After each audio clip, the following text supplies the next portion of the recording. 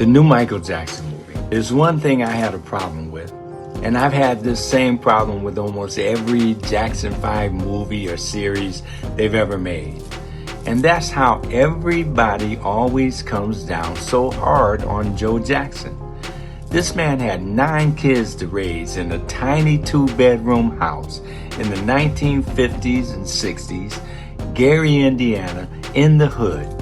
Nobody was in jail, nobody was on drugs under his watch, and no teenage pregnancies that we know of. One of the scenes that I could relate to most in the movie was the scene where Michael was getting a whipping. Man, I got whippings. You got whippings. Everybody that came up in that era got whippings. And my dad was a trick whooper. He'd have me by the back of my shirt. I'd try to run behind him, get away from the belt. He'd swing that belt back around his back and crack me right in my butt every time. See, back then, it wasn't about no timeout. Our timeout was the amount of time it took for us to come to after our parents knocked us out.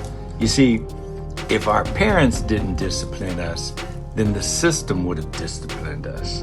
And the system don't care nothing about no little black kids. Now, this ain't a racial thing, y'all. This is a cultural thing. So to all my Caucasian brothers and sisters, y'all don't understand this. And quiet as it's kept, we don't expect you to understand this. Your parents didn't have to have the talk with you about how to conduct yourselves if you had an encounter with the police. All our parents wanted was for us to come home alive and in one piece. Now, Proverbs 13:24 basically says, spare the rod, spoil the child. And that's the problem we have with a lot of these kids today. Now, I'm not trying to minimize Michael's trauma or the way he processed things. But if Joe Jackson had changed anything, had he been the doting father like, oh no, Michael, that's all right. You don't have to rehearse. Go out and play. We'll pick it back up later on when you feel more like it. We would not be celebrating the Michael that we celebrate today. Would he have been happier? Who knows, maybe. Or maybe he would have stayed in Gary, Indiana and became a crackhead. We don't know. But he would not have been the Michael that we know today.